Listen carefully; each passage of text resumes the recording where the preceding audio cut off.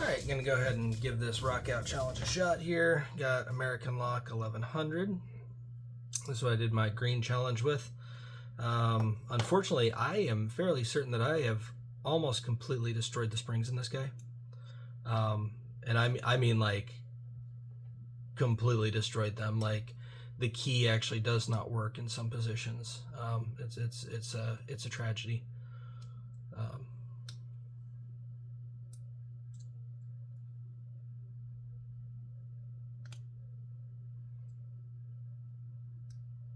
Get deeper in here. Let's see if we can get this guy.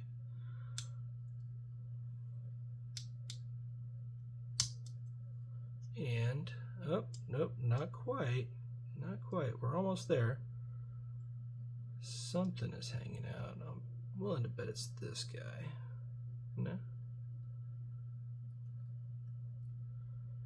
Yeah, that was like a really intense, deep false set. Like to the point where I'm like, okay, this is the typical, 1100. Something is going on.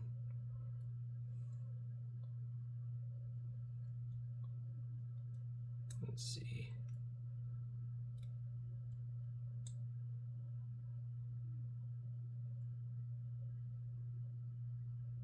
I'm not feeling any counter rotation on anything.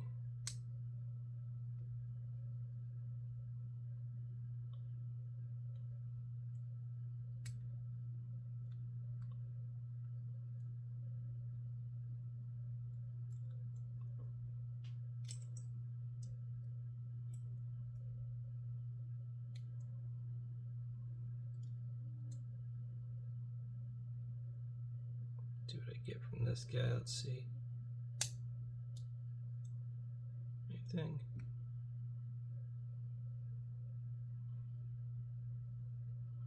I could have sworn that like on my initial picking with this guy, was that it?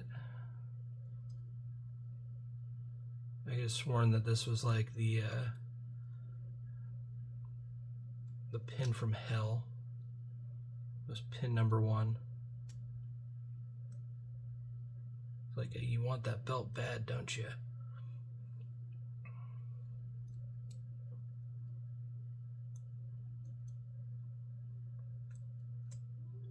Yeah, this is a pretty intense false set. This is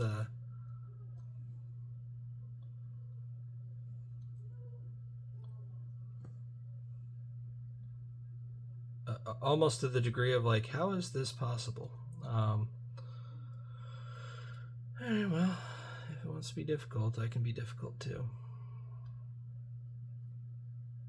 Do we go?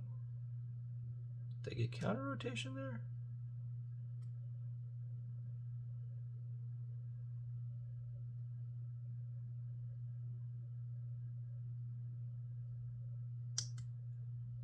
There we go. Yeah, we got an open. All right. So that was a real oddity to me. So like I said, as I was doing this one, as I was building this guy out for my green belt, making sure that I was doing everything right, I took it apart, I put it back together, went ahead and did all the things that you're supposed to do, like, progressive pinning, all of that. And so as I did that, the lock seemed like it was just stuck in weird ways every single time I picked it. And oddly enough, when I did my pack lock, the pack lock kind of did the same thing a couple times, where I picked it and then it felt like it was stuck in the position of the pick. So all the pins, even after it was reset, felt like they were in the same position. So the issue that I think it is that you can have a naughty lock, your naughty bucket lock, which for me is this guy. This is an ace, straight from the depths of hell. This is going to be my project for my blue belt. I am going to drill this guy out and grub him. because I'm curious what's going on inside of there. I've got a tool called a B-Bird that's normally used for like checking your ears to see if you have an ear infection. I'm going to stick it down in here and figure out what is going on inside of this thing, because this is terrible. But that being said, I tried every variant of tension with it, and I think I got a false set using the heaviest tension that I possibly could. I am yet to open this lock, and I believe they have it labeled as like orange or something, maybe even green, but it's like, you know, it's just not labeled properly at all. So that is the consistently when people talk about whether or not they can open it, that guy is something that everybody hates. It's just never consistent. So I did figure I could probably open another one for you guys. I just got this one in the mail, so this is the key for it. It's called a Rotocera. Thought this would be a fun one to open on camera. So I mean, it's a pretty big lock. It's actually enormous, but pretty interesting the way the keyway works. You drop the portion of the key in, and then it opens a little window so that you can turn about halfway, and then you push even further, and then you should be able to get it open. And so I mean, this should be, you know, the fact that you have to do all of those things, this should be pretty much a breeze to get open, right? Like nobody's struggling with this guy. Actually, this is a purchase that I made mostly because when I started looking at the belt system, I realized that some of these really cool ones, like Boley, I watched somebody pick a Boley, one of their traditional pin tumblers, and you know, he's saying, hey, I had to create tools to do this. And it's like, yeah, when you get to this particular style of lock, something incredibly secure, incredibly difficult, it's time to create your own tools. And so I do love that it's a live core, because I actually just got an M3 that's a dead core, which that is going to be insane. But I looked at this and I thought, man, I'm going to have to figure out how to create some type of hollow shaft with a bend. And then this looks like it's got 8 pins, and then it's got this stripe right here, I believe, is what pushes forward on the halfway point. So it's an 8 pin, and I'm going to have to come up with a way for this to basically have 8 little fingers out here that you tap and tap and tap and tap to try and get feedback as you move the actual gates into place. And so knowing that it was going to take that long, I knew that I needed to get my hands on one of these guys. And granted, I could have gone less expensive, but really what I was looking at was how comically large that thing is. That's good for decoration. Like, if I decide that my hands hurt too bad, I can't do this anymore, then I still have that I can kind of set out and be like, yep, there it is. Or I can sell it and make a ton of money, because, you know, those things are not cheap, and getting things into the United States from Canada might become a lot more expensive in the near future. Who knows? But then I also got this M3, which I was very nervous. I didn't think about it very much initially when I bought it. But, you know, of course, I'm looking at it going, okay, M3, this is going to get, you know, this is where we start getting into the bigger belts. Turn this guy, it's a dead core. Dead core more than likely means float picking. It does have a screw down there, so I do believe this is the entire lock mechanism. So, see if I can even get this key out. This guy is actually fairly stiff. It's brand new. So getting this M3, you know, get it to actually be something that I can pick. I do like the fact that it's a nice wide open keyway. The M3, the fact that it's, you know, turn, pick. I forget. I don't think this one is pin and pin, but it also has that little side piece. That's going to be interesting. I think that's going to be a fun one.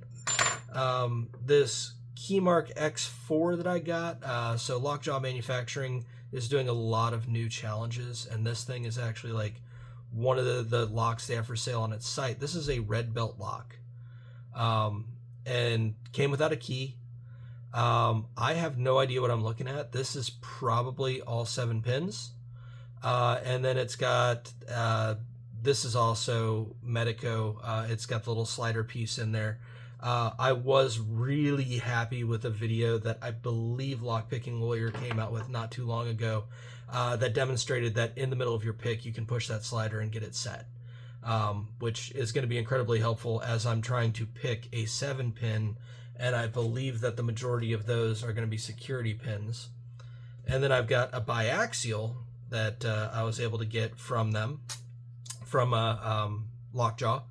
And so this is where we've got the turning on the pins. So 1, 2, 3, 4, 5, 6 pins, maybe 7.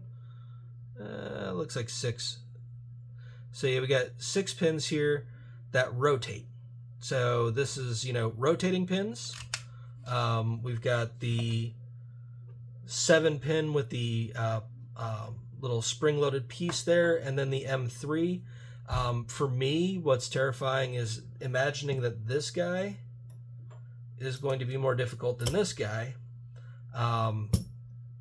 because I know what the key looks like, and I know that this is like, you know, spinning a pin, pushing it up, making sure that it's in the correct gate as you push up, and then also pushing in that side bit to set it. So there are 3 pieces working against you there. This is 7 pins, and then that side gate. As far as I can tell so far, it looks like this is just standard pin and tumbler with probably some really, really nasty gates inside of there, or not gates, driver pins in there. So I do want to discuss this as well. This is something that's going to go onto my live stream. So, you know, we can go ahead and we can take a look real quick. This guy right here, this AAA battery, this was my follower for both my American lock and for my pack lock. AAA battery works fine. My Lockwood required this. I would love to see this in AAA size, because I'm fairly certain that you need one that's about AAA size for a lot of the green and blue level locks when you start gutting, and also as you start getting into the higher level locks, you are going to have multiple sizes that you need for followers.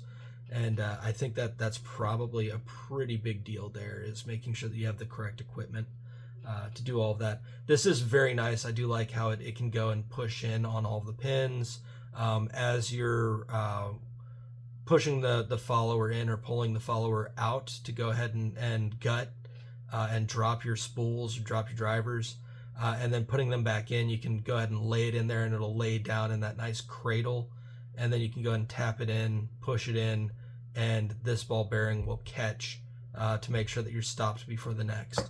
So really, really cool piece here. And that's from Covert Instruments. But this is what I've been working with, and these are 2 wildly different sizes. So, and this barely fit into my pack lock when I had to gut that guy. I do want to give a shout out to Rockout, definitely, for inspiring this.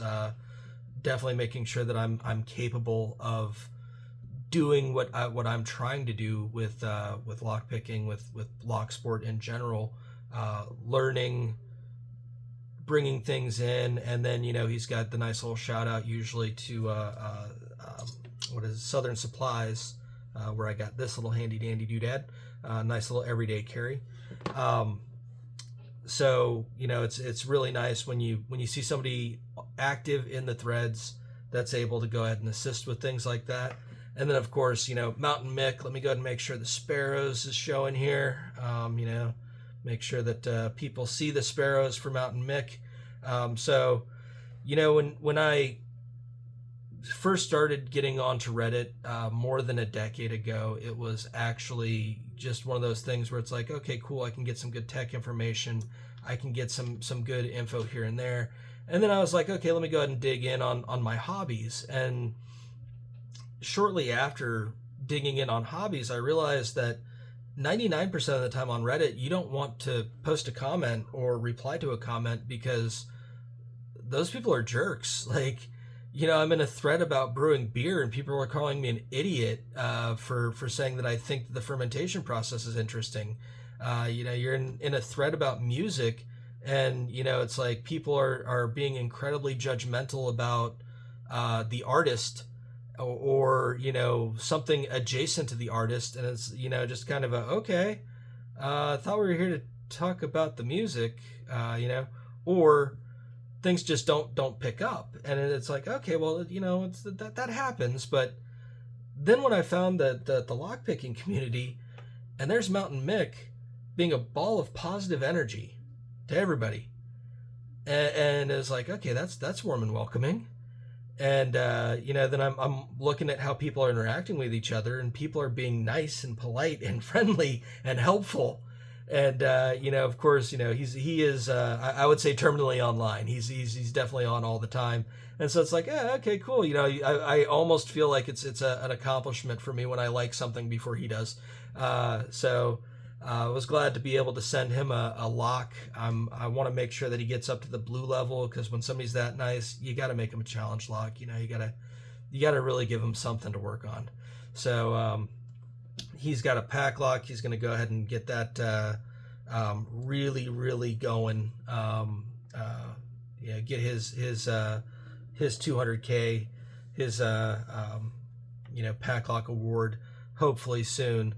And then once he displays that, then game on. I've got his address. I'm going to go ahead and, like I said, I'm going to redo this guy. I'm going to put new springs in him, and then also learn how to turn a spool into a gin, or something really nice and fun like that for him. So big shout out to Mountain Mick for definitely making the community a little bit of a brighter place with his positivity. I'm going to go ahead and cover some of my other stuff in another video in the future, but I did want to let people know that I am a little bit of a equipment tech, into the gadgets, and so I ended up with quite a few different everyday carries that I'm going to end up reviewing when I live stream sometime next week. I'm also looking at how to learn how to do some new things and how to build some new things. So I went ahead and built this guy right here to try and float pick, because unfortunately my first dimple lock that I bought, I did not research at all and didn't realize it had a dead core and would need a float pick. So that's going to be the future for me. And then I'm also, during my live stream, I'm going to go ahead and take this guy apart. So I have picked this. I have an image online already of this completely picked. And then I have gutted it to take a look at what's inside of it, because it's I was getting confused as to how I was able to pick it once, and I haven't been able to pick it again since. And then I want to give the warning of what happens when you get certain locks that have certain keyways and certain warding, paracentric keyways with very, very deep, intricate bitting. I'll put it that way. You can end up damaging your picks, and that feeds right into the conversation about which of these I would actually use on a lock that's anything above, I don't know, I would say probably green, maybe blue belt. This is a blue belt lock, as well as this Abus. This might be a green belt, but the keyways on these guys have just enough paracentricity to it and just enough deep bitting where you're going to start running a risk with your pick. And I want to discuss that in a lot more detail when I live stream. So, when you guys, if you're able to catch it, I would appreciate it. But this is Aaron, Jaded Argyle, on the Reddit and Discord. So, signing off.